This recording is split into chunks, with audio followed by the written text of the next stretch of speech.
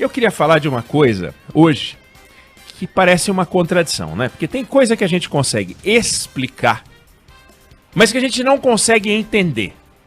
Parece meio bizarro, parece estranho, mas tem fenômenos que a gente consegue explicar, mas não consegue entender. Bom, um exemplo óbvio, claro, é um assunto que a gente já trouxe aqui várias vezes. Felipe Bueno, você já falou dele várias vezes, são as obras paradas, 14 mil obras paradas no Brasil. Dá para explicar, obra por obra, por que elas param.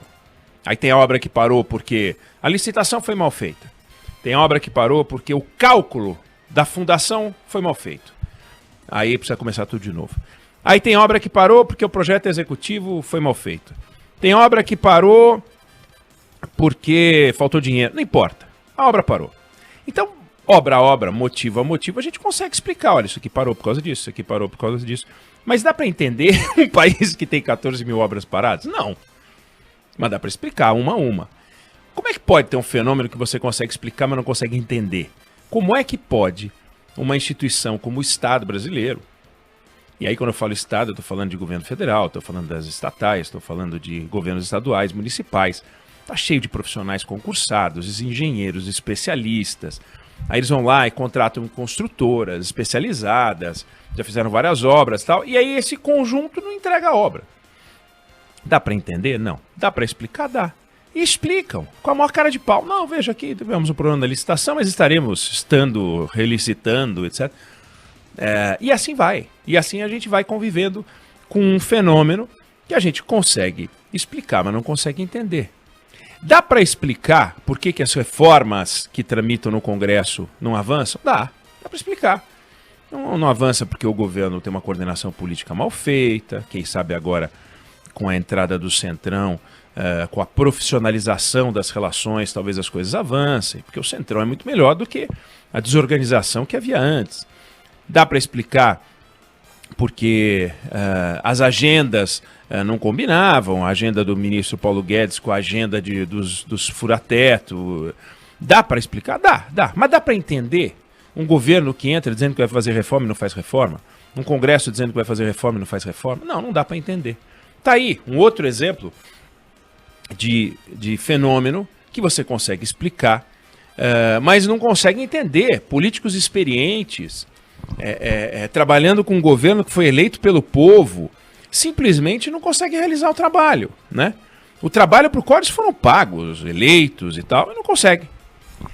Bom, nesse universo de absurdos, de coisas que a gente consegue explicar, mas não consegue entender, eu acho que no topo, disputando espaço com outras coisas que o ouvinte pode achar que são tão importantes quanto, está a morosidade da justiça. O Poder Judiciário, ele existe por motivos bem objetivos, né? Um deles é esclarecer um fato objetivo. Fulano roubou? Sim ou não? Isso é papel do Poder Judiciário. Claro, a polícia faz sua parte, o Ministério Público faz sua parte, mas uma hora isso chega no Poder Judiciário, o Poder Judiciário tem que arbitrar. Aconteceu ou não aconteceu o fato? O outro motivo para o qual o Poder Judiciário existe é proteger a sociedade de abusos. O fulano pode ter roubado, mas o Ministério Público não conseguiu provar, você tem que encerrar o caso. Fulano de tal roubou, pois condene. Precisa encerrar o processo. Não encerrar o processo é tão grave quanto não esclarecer o fato. Não consegui esclarecer, não consegui reunir provas. Aquele limbo. Mas, ao mesmo tempo, você tem que se dar um prazo, fazer as coisas. Aí, o que acaba acontecendo é que o Poder Judiciário perde um tempo dos diabos simplesmente enrolando. Não resolve. O tempo médio dos processos é longo. Como você pode falar em justiça se você não chega a canto algum? Se você não resolve um caso, o caso fica ali enrolando as partes um tempão. Dá para explicar? Por que dá para explicar? O advogado fez uma chicana. O cartório demorou não sei quanto tempo para distribuir. O juiz pediu mais não sei o quê. Tudo bem. Os juízes têm processo demais. O juiz brasileiro trabalha mais do que não sei o quê. Pode falar o que quiser. Mas o fato é que não dá para entender como é que, tendo um dos poderes judiciários mais caros do mundo, com juízes qualificados, concursados, vai lá, alguém que é formado em direito e tenta virar juiz. Não é fácil, não, é difícil, os caras são bons. Ser juiz é um negócio difícil. Mas se você tem uma estrutura dessa, com pessoas qualificadas, por que não consegue encontrar uma solução para essa morosidade toda? Por que o Brasil se destaca nessa morosidade toda, né? E os exemplos, eles estão aí em todo lugar. Lembra, antigamente, hoje em dia, acho que nem tem mais isso que eu vou falar. Felipe Bueno e Débora, lembra aqueles programas de auditório que o apresentador jogava pra cima um monte de carta, pegava uma e... falava, que legal. Não tem mais, né? Vai jogar o quê? Um monte de telefone? Um monte de WhatsApp. Pra ler os WhatsApp. Corre o dedo assim...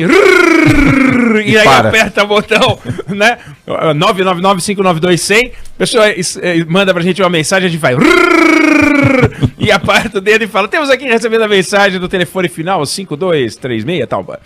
Antigamente não, pegava, jogava aquele monte de carta pra cima, pegava a uva e falava: essa aqui é a carta da dona fulana, do seu fulano e tal. Então vamos pegar uma carta pra cima e jogar, né? No Rio de Janeiro, tramita uma discussão em segredo de justiça envolvendo o inventário de uma mulher que morreu e deixou viúvo e 2 filhos. Um filho deste viúvo e outro filho de outro casamento. Aí o viúvo de um lado e os 2 filhos do outro lado se desentenderam sobre a partilha dos bens, né, desta mulher. E o caso foi parar na justiça para discutir a distribuição dos bens. Bom, você tem disputa apartamento, você tem fazenda, você tem imóveis variados, dinheiro aplicado no banco e tal. E o caso está nas mãos da juíza Marta Elizabeth Falcão Sobreira, 12ª Vara de Órfãos e Sucessões. Bom, quanto tempo é razoável você imaginar que uma disputa entre parentes de alguém que faleceu pode levar 8 dias? Estou falando de razoável, tá? Não estou falando do tempo da justiça. Você pegar os papéis, ficar 8 dias estudando. 8 dias estudando. É razoável? Não, 8 dias talvez seja pouco. 8 meses. Você pega 8 meses e fica lá mergulhado. É razoável? Bom, pois esse caso tramita há 8 anos. 8 anos.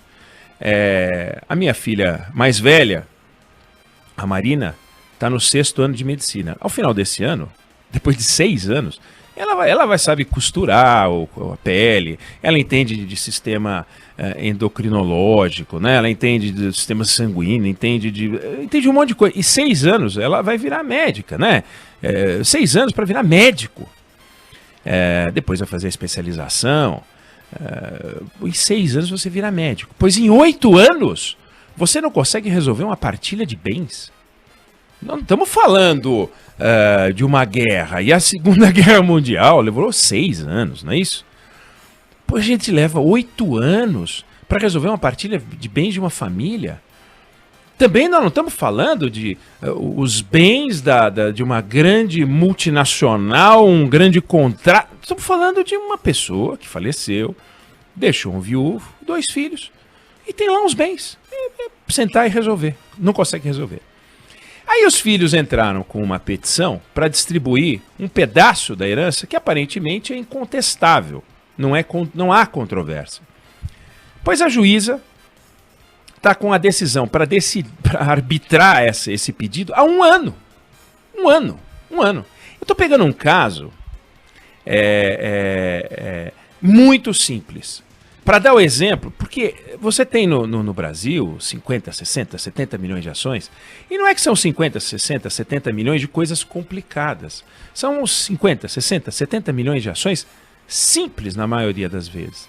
Coisas muito triviais, pedido de pensão alimentícia, discussão sobre um imposto que não foi pago, não foi recolhido, ou foi recolhido a mais, ou parece que foi recolhido a mais, disse que foi recolhido a mais, por aí vai. Pois, no entanto, as coisas levam um tempo, 1 ano, para resolver um negócio que pode resolver em 1 dia, em 1 semana, em 1 mês. E ninguém aqui, eu não estou sugerindo que a juíza Marta Elizabeth Falcão Sobreira é uma pessoa preguiçosa. Ela é a regra do Poder Judiciário, né? Nem estou dizendo que ela não é séria. Ao contrário. Ela é filha de um ex-goleiro, eu fui checar, Felipe Bueno, Martinho Falcão, que foi reserva do Barbosa. Oxe, nos anos 50. Nos anos 50, então. Uhum. E ela se afastou de um caso envolvendo o Vasco, que é o time dela, e o time do pai. Porque a diretoria do Vasco, quando soube que ela era vascaína, deu uma camisa do Vasco para ela. Ela se afastou do caso. Era um caso que envolvia uma briga do Vasco com o Romário. Ela se afastou. Ou seja, uma atitude de uma pessoa séria. Não é uma pessoa que não é séria. Mas, no entanto, o caso não anda. Esse caso e os casos que tramitam em todas as varas. Como é que você pode explicar um negócio desse? Dá para explicar. Você vai entrar no caso, vai dizer, pediu informação para a parte, aí a parte não recorreu, aí a parte não respondeu, e o outro não... O fato é o seguinte, não dá para entender como é que, no geral, a justiça brasileira não consegue produzir justiça. Então, quer ser generoso? Você vai ouvir o juiz lamentando, liga para a Associação dos Magistrados Brasileiros, vai ser um chororô, você vai achar que está ouvindo uma novela. Bom, mas como é que uma família pode recorrer à justiça para dar uma solução para um caso e não consegue a solução? É claro que quando essa solução sair na primeira instância, quando essa juíza resolver fazer esse caso andar, se é que esse caso vai andar, daí depois vai ter recurso para um tribunal superior e vai ter recurso. Esse negócio vai durar 20 anos, 16, 20 anos na justiça. Com 8, 28. Aí você pega 28 anos de tramitação, que não é impossível, bota 20. A filha do casal que tinha 14 vai ter 34. Ela já vai ser mãe, né? Ou poderá ser mãe.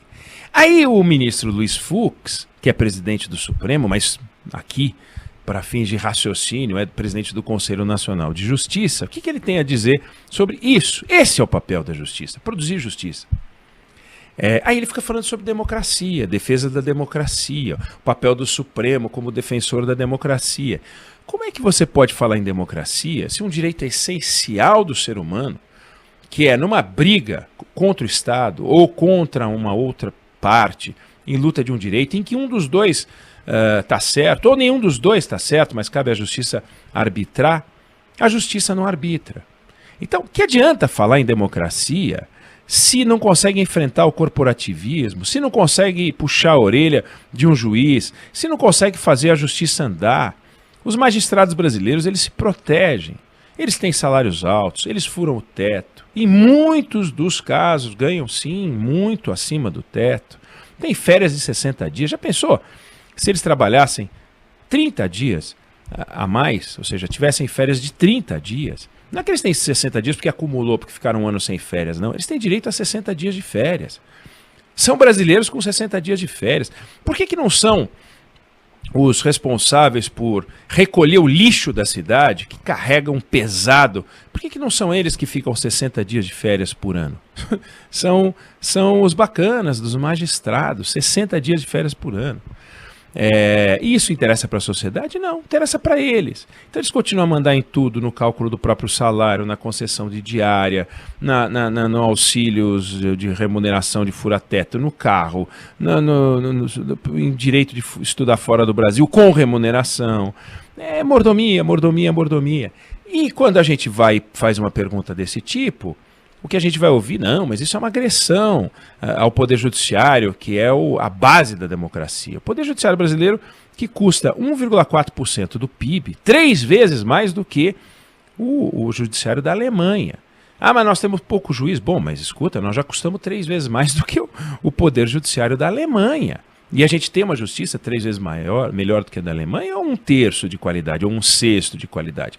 Pergunta para a família, para as partes que estão nesse caso que eu acabei de citar, não vou citar nomes, corre em segredo de justiça. Pergunta para a juíza Marta Elizabeth Falcão Sobreira se ela acha justo que, consumindo 1,4% do PIB, a gente não tenha uma resposta. Ou seja, está aí de novo, a exemplo das obras paradas, a exemplo das reformas que não andam, o Poder Judiciário, que a gente consegue explicar porque não funciona, mas a gente não consegue entender.